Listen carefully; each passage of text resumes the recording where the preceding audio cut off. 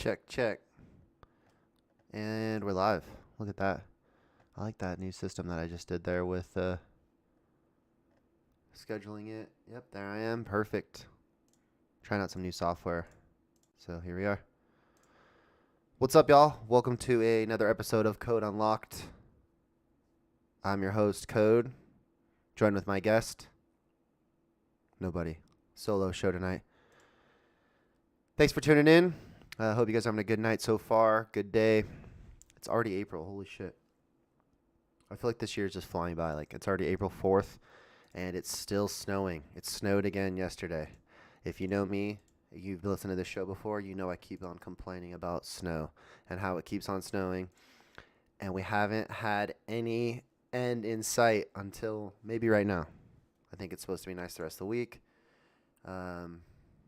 which is good. I can't wait for summer. I just feel like we're not going to get a spring, though. It's going to be winter until now, and then it's going to be 80 degrees. And it's actually kind of looking like that. I think next weekend is like 68, 70 or something, which I'm cool with. But, yeah, I just feel like this year's gone by quick, and it's just been nothing but snow. So we've had record years here in Reno and up in Tahoe, the mountains, things like that. But ready for summertime. And I keep trying to use all this snow and winter as like a hope for like the summer's going to be sick. Lake's going to be full, be on the beach all the time, be super hot, plenty of water, and having a good time. So be paddleboarding, hiking, things like that. But anywho, welcome to episode 11. Today I want to talk to you guys about imposter syndrome and dealing with imposter syndrome, how to get over it, how to overcome it. And just I think a lot of people deal with it on a daily basis. And I know I do. So that's kind of why I had this idea to talk about it. I've had it multiple times. I feel like sometimes I still have it. Actually, I know for sure I do still have it at times. So, but we'll get into that on a deeper note. But imposter syndrome, right? Just like I think we all know what it is. It's basically, you feel like you're not good enough to be what you're doing or where you are. What's up, Lindsay? Lindsay's in chat. She says, "Me too in every area of life." Perfect. Then this is going to apply to you. And I feel like that is an accurate representation of a lot of people. A lot of people feel like they don't belong. They feel like they're not good enough, right? They look around in their room or, wherever they are, in their office, in their job, in the gym, walking around in society, and they're like, I don't feel good enough to be here. All these people are better than me. They're smarter than me. They make more money than me. They're more successful than me. They're fitter than me. They're prettier than me. They're stronger than me. Insert any sort of thing that is basically bringing you down and bringing them up, right? And you're like, how am I here right now? That's imposter syndrome. You feel like you're not good enough to be where you are. Common thing, but I think people are exactly where they need to be or should be. Maybe not need to be, but they are where they should be, right? They've got themselves there because they either have or haven't put in the work, and so now they're currently where they are, right? So, and that can be a positive or a negative thing. You can be currently where you are positively because you used to be in a shithole place, stuck in a rut, health, fitness, job, relationship, roommate situation, whatever it is, and now you dug yourself out of that, and now you're in a better spot because you put in the work, right? And now you're in a better spot. Or you could be in a shittier spot because you didn't put in the work, and you are where you should be because you didn't put in the work, right? You could still be in that shit relationship. You could still be at that job you hate every day. You could still be unhealthy and still be on a bad diet and not getting fitter, not working out, not exercising. You could still be in this place, and you should be there because you're not making you're not taking the steps necessary to get you out of that. And that's okay, right? That might sound pretty harsh, and maybe it is pretty harsh, but fuck it. Maybe that's the reality check you need to hear, is that this is your sign to take those steps to get yourself out of that spot and work yourself towards getting better, right? Whatever that is, listen to this now. And if this is your kick in the ass from Code, here's some tough love for you. Make a change. Whatever it is, make a small step. It doesn't have to be anything crazy. You don't have to go and quit your job right now. Don't do that, please. I mean, unless you think it's time, whatever. I can't tell you what to do or whatever. But I mean, maybe you're at that spot. Maybe you've been thinking about this for 9 months and this is the sign that you need to quit your job. Okay. But don't go out and do something drastic unless you put some thought into it. But take some small steps to get you towards that, whatever that is.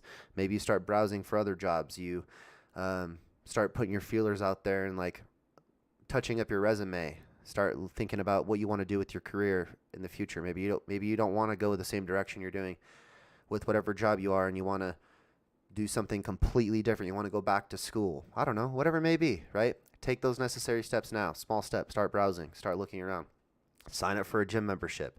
Reach out to that friend that you haven't talked to in a while. Take those steps to get you towards that next best thing, or that next step to make you further in life, right? So bringing it back to like imposter syndrome, I think people are where they should be, either positively or negatively. You either brought yourself up out of that bad spot, and now you're in a better spot, and you are where you should be, and you want to keep on going, or you still are where you should be because you haven't done the steps necessary, and you're just letting life drag you down, or you're just cruising by, right? So, I first experienced like some imposter syndrome at Apple. So when I first got hired on at Apple, I got hired for like an elevated role, a position that I didn't apply for, and a position that I didn't think I deserved. And I was like, do I deserve this position? What is happening? Like, what do they see in me that I don't see in myself? What do they know about me that I don't know about myself? I applied for this one position, and they're like, hey, you did great in your interview. We want you to be a technical expert was the title, right? They bumped me up to an elevated position in my interview, or as they were hiring me, basically. This is something that has never been heard of, what I've been told. Everybody I worked with at Apple has never seen this before. They have never seen somebody go from basically this entry-level position and skip that step and become what I did in an interview. And I'll get into a bit of actually a really good story about that after that. But anywho, they were like, yeah, we want to hire you. But not only do we want to hire you, we want you to be at this elevated position. You're going to be making more money. You're going to have more responsibilities. You're basically going to be more of a mentor towards the people you are above. So the people that you applied for your position, you're going to now mentor them, right? I was like, holy shit, what am I doing? They have the wrong guy. I said something in my interview that triggered this, and I don't think I deserve this, right? So I was just experiencing all this shit. I was so confused, and I don't even know if I was like excited or like happy, because I was just so lost, and I was like, I'm going to start this position and I'm going to have no clue what to do. I'm going to start my first day, and they're going to be like, all right, we want you to do X. And I'm like, yeah, I don't know how to do that. I'm like, what? We hired you because, your interview was so good. You should know how to do these things. I was like, yeah, but I didn't ask for that, right? So all these thoughts are going through my head, and I'm like, it's just making these matters worse. I'm like, this can't be right. Couple days go by, so I hadn't started yet, but then I started talking to people. Like, I came in for just a tour around the place and talking to people and stuff. And I was talking to one of my managers, and she was like,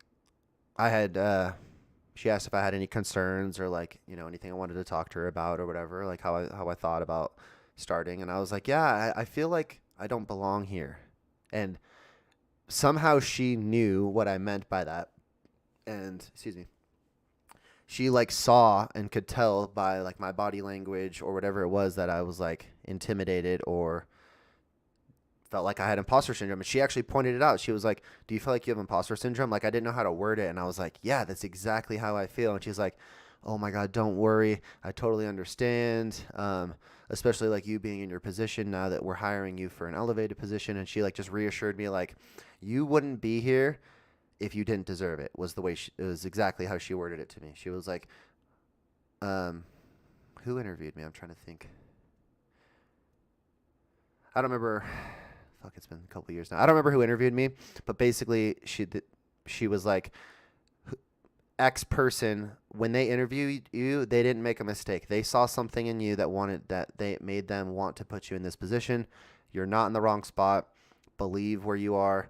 And where you should be is where you are. Or I said that wrong, but believe where you are is where you should be, is what I meant to say, right? And anywho, she reassured me that basically they didn't fuck this thing up and that I was in the right position and they did it for a reason and I was going to be okay.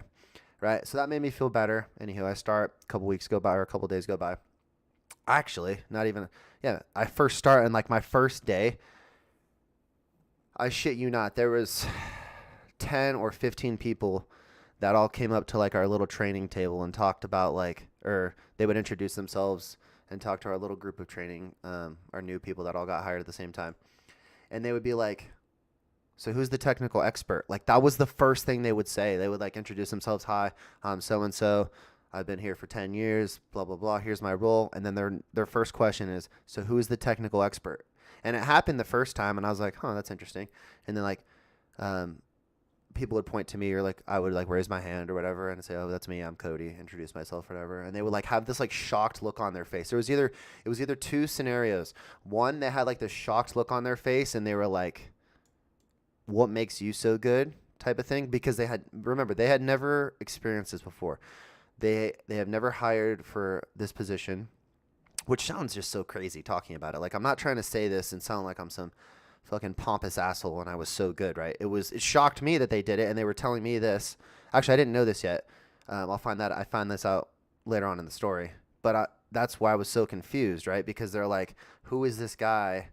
And they're basically like looking at me like, who are you? Why did you get to skip a step when nobody else has? And they've never seen that before.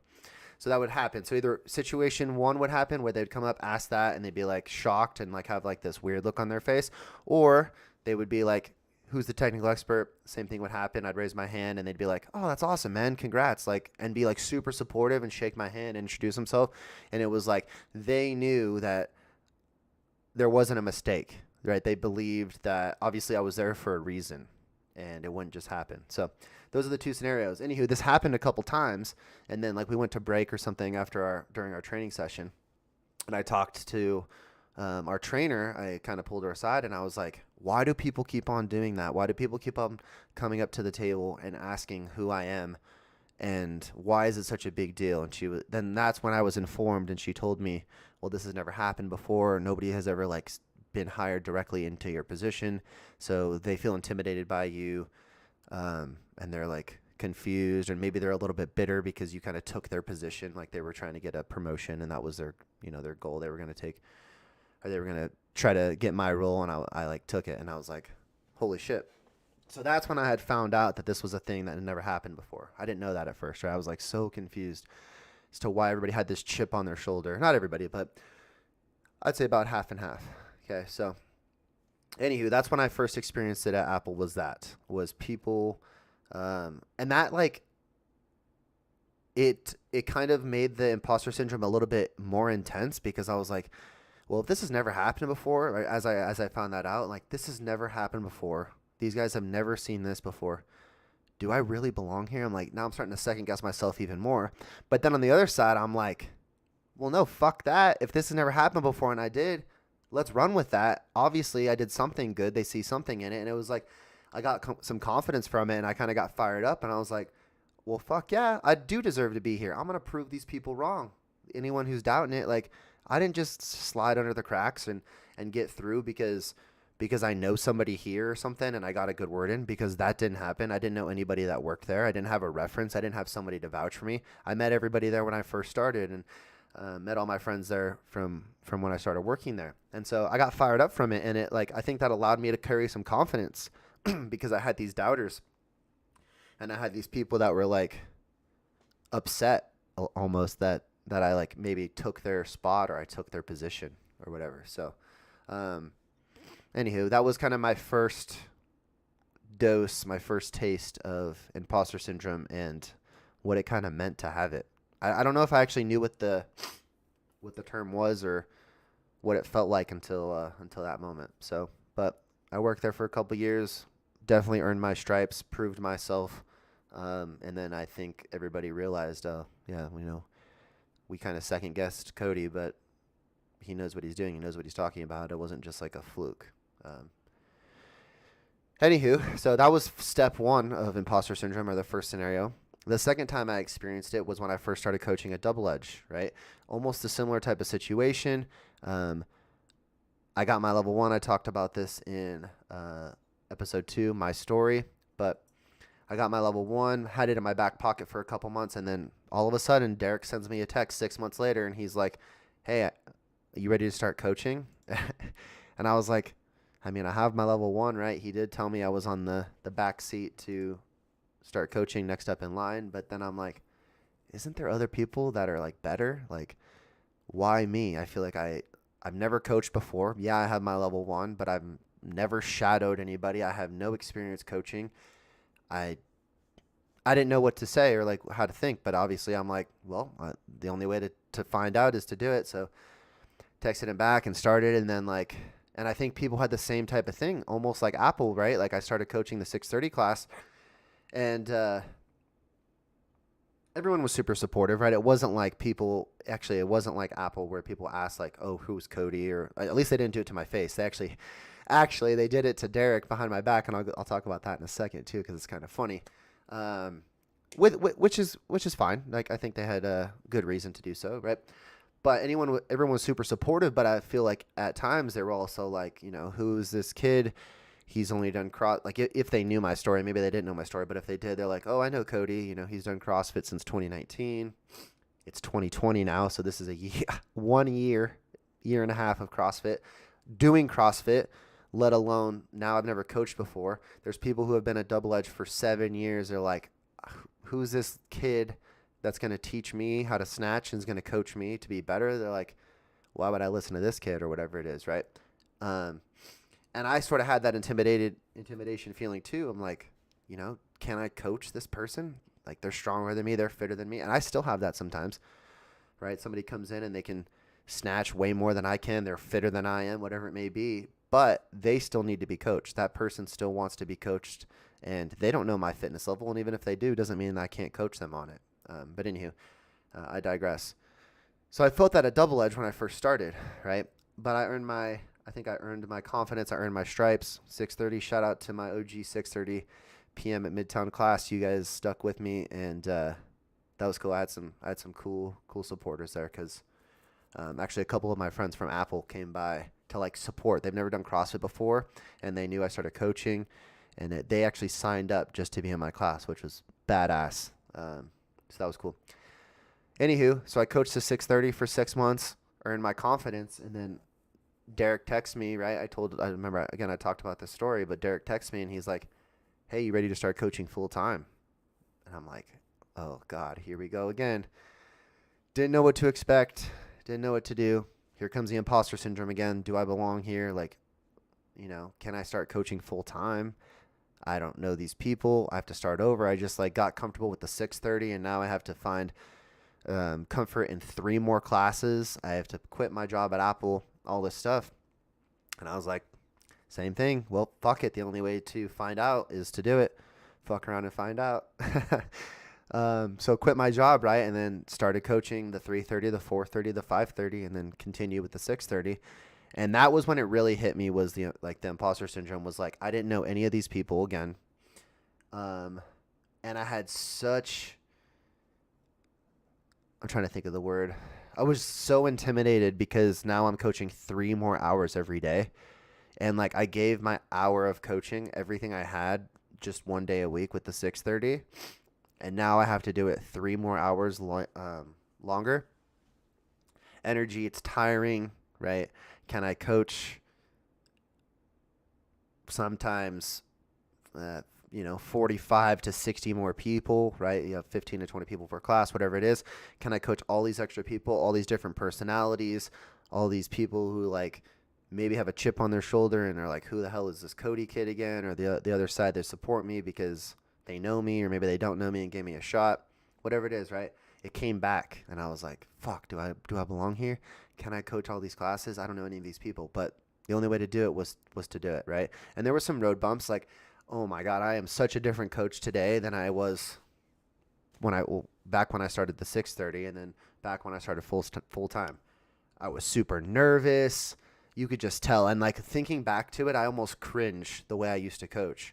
And it wasn't like maybe not like my method of coaching, but just like you could just tell I was just such a nervous wreck trying to talk to people. Like I would like do like the leg kick, and if you've ever spoke in front of people before? Like when you're nervous, you like kick your legs out in front of you, like you're doing like leg kick, leg kick, leg kick as you're talking, and you put your hands in your pockets and you're trying to talk about this workout. And I'm trying to explain it to people, and I'm just like, fuck, dude, it makes me cringe thinking back to it. But the only way to do it or to get better at it was to do it. And then also, I didn't know how to handle people's personalities, right? So like I had a bunch of people, maybe not a bunch, but there's a couple select people who would like give attitude. I would like say something and they would come back with some smart ass comment, and I would like take it personally. Like I remember I would literally go to Derek and I would be like, dude, what's up with so-and-so? I'm not going to say any names, but I was like, what's up with so-and-so? That person said this, and like, that's fucking rude. And he like kind of just like looked at me and was like, that's just who they are. You just got to kind of get used to it and like dish it back to them is basically what he said. And it wasn't necessarily encouraging like getting shit talked or like bad behavior, but he's just like, that's who they are. You just got to talk shit back. And I was like, what? I don't know what that's like. Like, I've never done that before. I'm coming from Apple where you can't say anything, right? You have to be like PC as hell, and you have to just all this shit. And I'm like, now it's like you can almost say anything you want, like to an extent, right? But like, you know, we're playing music that says fuck all the time, or like you're hearing people who are pissed off at the workout, so they're saying fuck, or they're throwing their jump rope because they can't do double unders. Just complete opposites, basically. And he was like, yeah, you just got to dish it back to him. And I was like, okay, don't really know how to do that. But anywho, now I just dish it back to him. And if you see me coach, right, like it's completely different. If you saw me coach first day compared to now, tenfold difference. I have way more confidence. I can coach anybody. I can coach any class. Public speaking is now a piece of cake to me. Like I could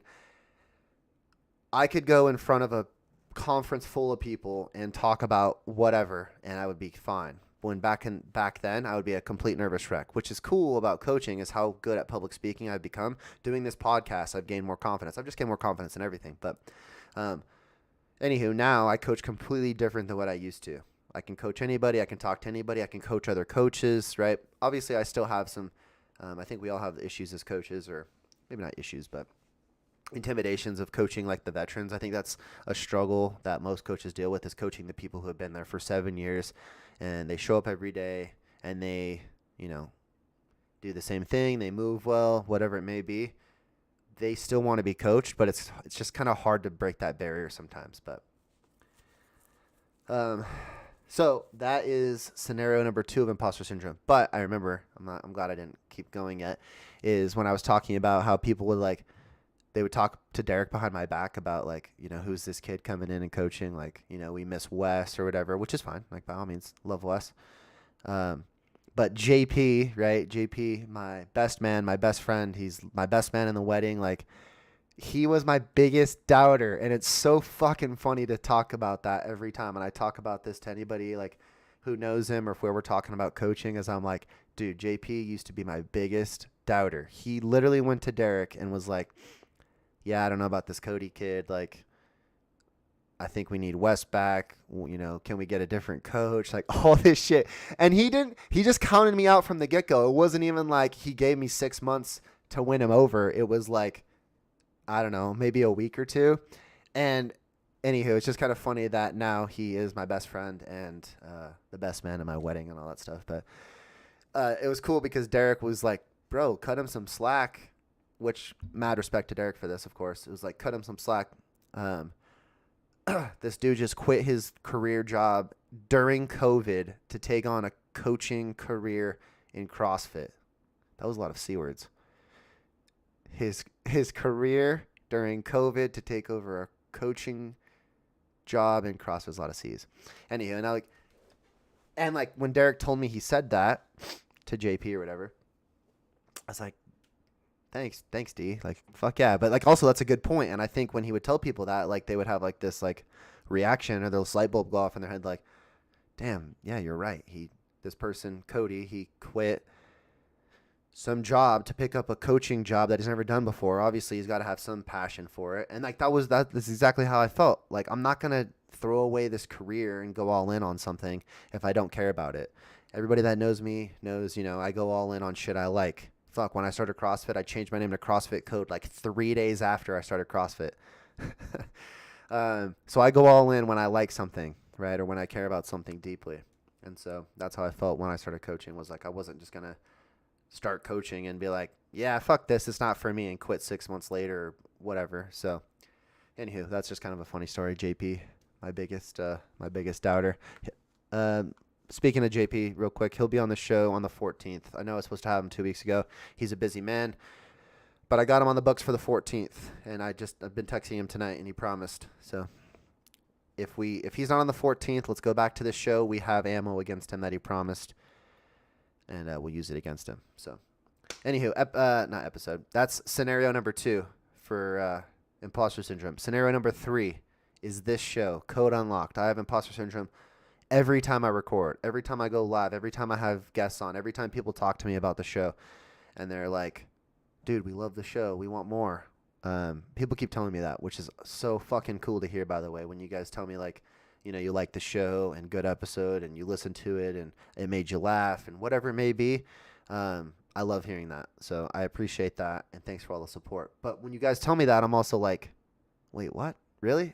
How do you guys like this show so much that you want to listen to it, or you want more of it? Like, people are going through the episodes when they're coming out live and they're like, dude, we need more. Boone, shout out to Boone, one of my regulars at Midtown. He was like, dude, I drive a lot, so I listen to your podcast every day, and we need episode 11, so here you are. But it's just cool, so I appreciate that. But also, when you guys say that, I'm like second guessing myself, like, how do you guys want more episodes? Like, I feel like I'm just talking about random shit. I have cool guests on, by all means, but the guests, I feel like, make the show, and I'm just here to kind of facilitate that. But it seems like you guys like that, which is cool. And anywho, it's like this cycle. When you guys tell me that, it's awesome to hear, and it fires me up. But I'm also like, why do you guys like this? I feel like I don't belong here. Like, so I feel that way every day on this show, is imposter syndrome. I feel like I shouldn't have my own podcast, but I do. And I do it, and we just keep rolling with it, right? And so, and every time, like, before I start recording, I get nervous. It's just crazy. Like, I'm like, fuck, what am I going to talk about tonight? Or, shoot, I just need to go live. And I always talk about, the whole action before motivation, right? Like, you have to take action, and motivation comes after that. And like, once I hit record, once I hit go live, once I get a guest booked, whatever it is, dude, it just fires me up. I get energized talking. We talked about it with Alex. He's like, having this conversation with you, Cody, right now, like, I get energized from it. And I felt the same way, and I feel the same way. Lindsay says, because we like you and respect your thoughts and opinions. Thanks, Lindsay. I appreciate that. That means a lot. But it's just, but you saying that is crazy, because I just don't believe it. Like, it's not that I don't believe it. That's not the right way. I don't see it myself, I guess. And so that's the imposter syndrome for this show. But I appreciate you guys for all the support, and we're going to keep this thing going no matter what, even if I feel like an imposter on it. So, so there's 3 scenarios: Apple, Double Edge, Code Unlocked, and I'm sure more will pop up from time to time. And going back to Double Edge real quick, I still feel it all the time, right? Like, not on a daily basis, I would say, but sometimes I'm like, man, do I really belong here as a coach? Like, am I coaching this class well enough? Do people like coming to my class? Can I coach this person, again, that's fitter than me, stronger than me, whatever it is? And I still get that, but then I try to think about, like, yeah, that person wants to still be coached, even though they're fitter than you, doesn't mean you can't coach them, right? Just because I can't snatch 300 pounds doesn't mean I can't coach somebody to snatch 300 pounds. So next thing I want to talk about after imposter syndrome is doing the things that you don't want to do, but you should be doing or could be doing. Quick example of that is like posting on your story, or posting a video of you, or just making yourself vulnerable, right? And where I'm getting this from is, it's kind of like imposter syndrome.